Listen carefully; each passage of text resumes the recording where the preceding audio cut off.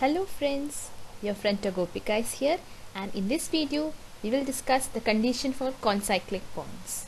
Okay, so this is a small theorem wherein the statement is given in the textbook, but the proof is expected to be solved by you. So here I am to help you out with the proof of the theorem and to understand what the statement wants to say. So without wasting time, let's get started.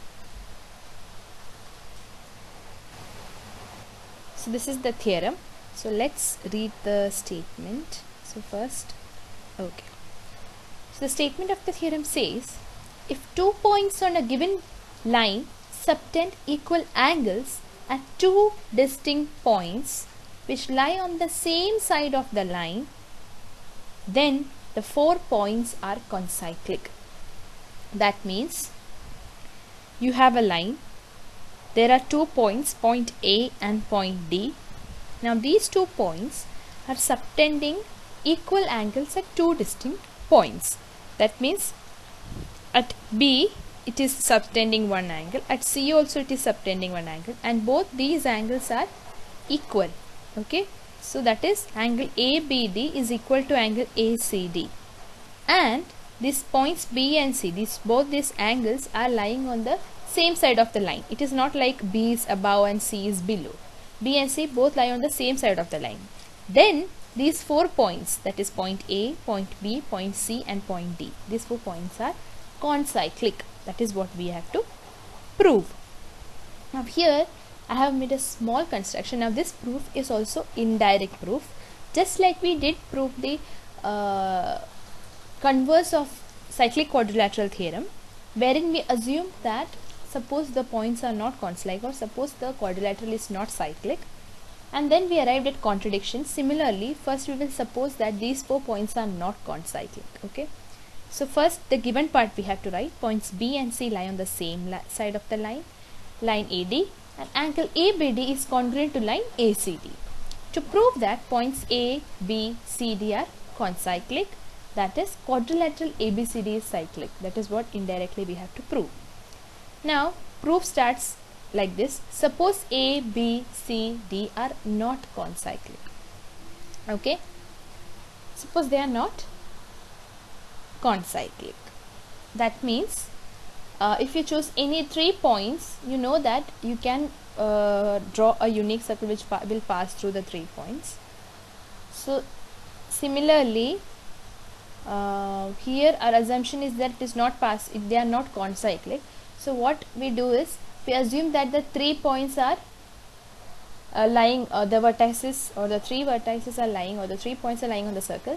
The 4th point is not lying on the circle. That is what we assume. That is, C is not on the circle, rest 3 points are lying on the circle. Suppose it does not pass through C. Then what will happen? It will intersect extended AC at some point E.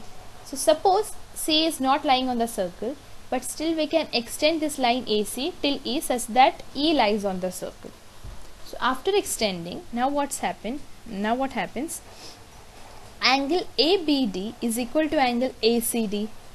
Now this is given that the 2 angles subtended are equal. This is from the given part. Next, angle ABD is equal to angle AED, since they are angles subtended by same arc. That is, if you see this angle ABD and angle AED, both the angles are subtended by the same arc AD. So major arc is also ABD and minor arc is AD. So if you see, this arc is common to both the angles ABD also AED also. By inscribed angle theorem, both the angles will measure half the measure of the arc AD. So they both are congruent. Okay. Next, angle ACD is equal to angle AED. This implies that exterior angle is equal to remote interior angle. That means from 1 and 2, if you observe, ACD is equal to ABD. In second point, AED is also equal to ABD. That means these 2 angles, that is angle ACD and angle AED, are equal to each other. So they are equal. If these 2 angles are equal, this implies, that is, this X is equal to the extended angle E. Then this implies that the remote interior angle is equal to the exterior angle. Now this is not possible, since exterior angle, by exterior angle theorem, the measure of exterior angle is equal to sum of measures of the remote interior angles. That means this particular angle x over here, which is exterior angle, the remote interior angles to it is angle E and angle D, that is angle CED and angle EDC. If you add both, you will get measure of x. But here you are getting that x is equal to E, equal to angle AED, which is not possible. Hence our supposition is wrong. Therefore the circle passed through C also. That means all the points A, B, C, D are concyclic. So the proof goes similar to the proof of converse of cyclic quadrilateral theorem. That's all with the proof. Now let's see few examples so that we get a better idea of how to solve the practice at 3.4. So this is the first example. In the figure 3.51, this is figure 3.51, we need to find, okay, angle L is 35 degrees is given and chord LM and chord LN are congruent chords. We need to find first measure of arc MN and then measure of arc LN. Okay, so this is a very simple question. If you see this angle L is given, so easily you can find arc MN using inscribed angle theorem. So the first point is angle L is half the measure of arc MN. So if angle L is 35 degrees, that means 35 degree is equal to half of measure arc MN. So MN should be twice the measure of angle L, that is 2 into 35 degrees, and that would be 70 degrees. So the first part was very simple. Next part is measure of arc MLN. Now why we are finding MLN? So that we can easily find LN. Okay, so to find MLN, we know that it is 360 degree minus arc MN. So if you see this whole thing MLN from full circle, that is from 360 degrees, if you subtract the part the minor arc MN, you will get the measure of the major arc MLN. So applying that 360 minus 70, you will get 290 degrees. Now this arc MLN is 290 degrees. One more information is given in the question that LM and LN are congruent chords. So we have learned the theorem that when you have two congruent chords, the corresponding arcs are also congruent. That means this arc LM and arc LN are congruent to each other. Congruent means their measure is same, their area is same, their measure is also same. So if both the arcs have same measure, then if you same measure and their addition is 290 degrees, since by arc addition property MLN is ML, measure of arc MLN is measure of arc ML plus measure of arc LN, that also we know, and both the measures are same, then each of the arcs LM and LN should be half of 290 degrees, which is 145 degrees. So LN is 145 degrees. That is what we had to find in the second sub question. Okay, so now let's see the next example. This is the second example. Here you have a figure 3.52. Chords PQ and RS intersect at point T. Find measure of arc SQ. So we need to find the measure of arc SQ. If measure of angle STQ is 58 degrees. So here the measure of angle STQ is 58 degrees.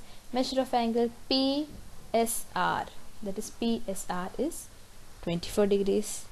Okay, so the first part will be angle SPQ is equal to angle SPT. Correct.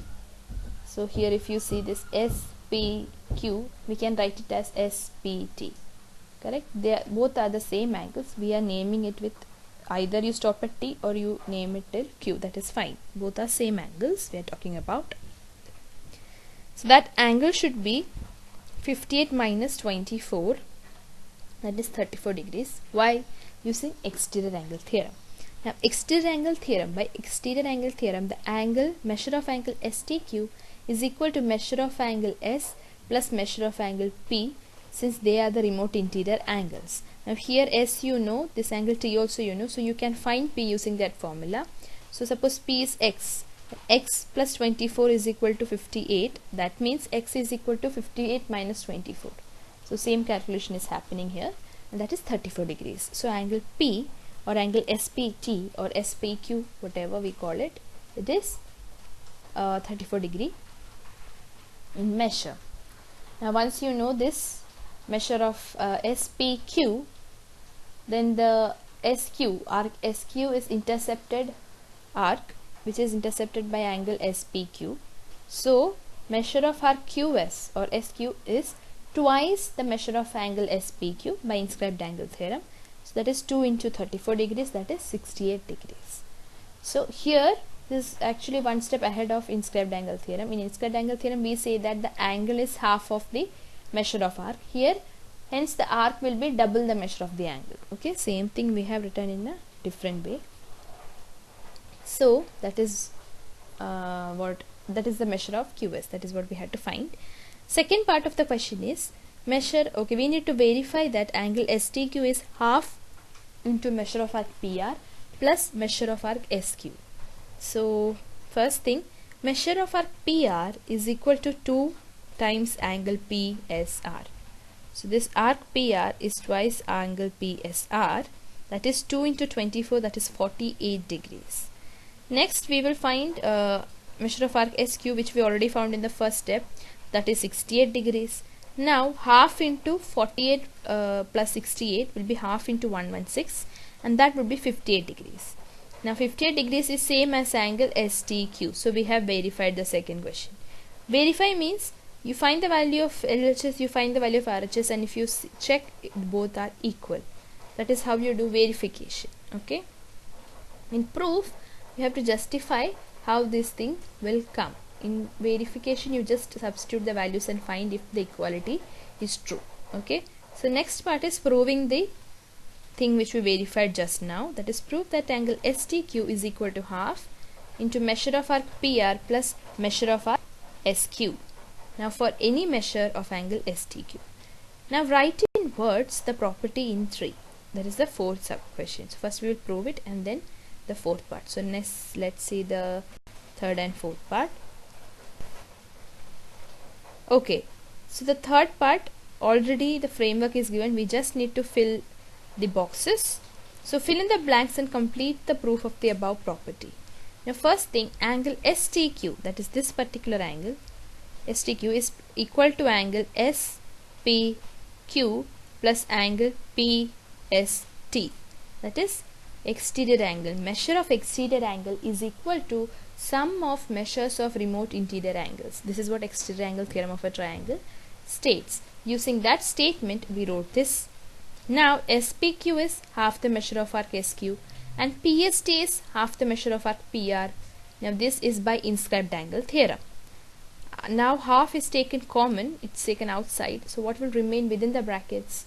Measure of arc SQ plus measure of arc PR. That is what we had to prove. Okay, that's it.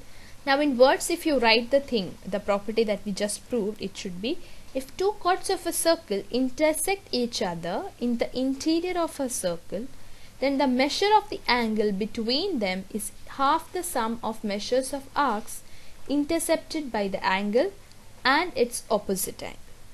Okay, so if you have two chords intersecting inside in the interior of the circle, here this point T, which is the intersection point of both the chords, it is intersecting or T is lying interior of the circle. So if for such a case, for such a chords which are intersecting, the angle, that is angle, particular angle, and this particular angle, these two angles are equal only actually. So this angle, the angle between them, is the half the sum of the measures of arc SQ and arc PR. Okay, so this angle and the opposite angle, the arcs which are subtended by them, their measures you add and then multiply by half, then you get the angle, this angle. That is what this statement says. So this is the next practice or the next problem. So here, prove that if two lines containing chords of a circle intersect each other outside the circle, then the measure of angle between them is the half the difference in measures of the arcs intercepted by the angle. So given part is, here chords A, B and chords C, D both intersect at point E. So in the previous example, this intersection point was to the interior of the circle. Here the intersection point is to the exterior of the circle. Okay, within the circle they are not intersecting, outside the circle they are intersecting. Okay, now the measure of angle between them, that means this particular angle, angle AEC, the measure between them is the half the difference in measures of the arcs intercepted by the angle. Now in previous example, where the intersection point was to the interior of the circle, it was half into both adding the measure of the arcs. Now here it is half into difference of the arcs. So here if you see, we need to prove that angle AEC is equal to half measure of arc AC and minus measure of arc BD. So these are the two arcs, the two lines are intercepting. Here we have difference. When intersection point is exterior, in the exterior there we take difference. When the intersection point is in the interior, we add the measure of arcs. Okay, now here it is difference, that is angle AEC is equal to half measure of arc AC minus measure of arc BD. The construction here is we need to draw segment AD. If you see this particular segment ADC, so okay, so this AD is drawn over here because we will use it, use this construction and find the angles ADC and angle DAB, both using, we will apply inscribed angle theorem on both the angles or arcs formed. Okay, and then we will, then that is how we proceed in the proof. So the construction is required here, that is draw segment AD. Next, consider angles of triangle AED and its exterior angle and write the proof. So here you have this particular triangle AED. Okay, and the angles of a triangle, addition of the angles of a triangle is 180 degrees, but that is okay, 180 degree. More than that, here we can find the angle ADC. We can write what is the measure of angle ADC using inscribed angle theorem. So measure of angle ADC is half of arc measure of arc AC, and similarly we can write measure of angle DAE, that is measure of angle DAE or DAB is equal to half the measure of arc BD, again by inscribed angle theorem. So this angle, that is this exterior angle of the triangle, is half of arc AC. This particular angle, angle A, is half the arc BD, and by exterior angle theorem you know that angle ADC is equal to angle DAB or DAE plus angle DEA. Now here this DEA we need to find, DAB we will write it as half measure of arc BD, and DEA is same as angle AEC, so replace it by AEC, and then arc AC, ADC, I mean angle ADC is half of arc AC. So if you, I have given you the hints actually, there are 3 steps. First, apply on ADC, find the measure of angle ADC by inscribed angle theorem. So here you won't get in numbers, you will get it as half measure of arc AC. Then you have to conclude about angle BAD or angle EAD, that would be half measure of arc BD, again by inscribed angle theorem. Then AED, angle AED, you can write it as angle AEC. And now apply the exterior angle theorem. So angle ADC is equal to angle DAE plus angle AEC or AED. Okay, and then substitute values of each of the things, and then angle AEC you keep in one side, the other two you take other side, and easily you find this equation. Okay, so this part I have left for you to do. Okay, now similar type of similar technique of proving the things we will use in one example in the exercise also. So if you did not follow the hints I have told you now, please refer to exercise practice at 3.4, the video in which I will discuss, or I have discussed, the example wherein we use the same technique which we are using here. So if you listen to that problem, you can easily solve this, or you can easily complete the proof of this particular problem. So that's all for the video. If you like the video, please share it with your friends, and please subscribe the channel. You can also follow us on Instagram, and you can DM your queries, or you can write the doubts or queries in the comment section of YouTube. We will respond to you as soon as possible. So stay tuned for practice set 3.4. Bye.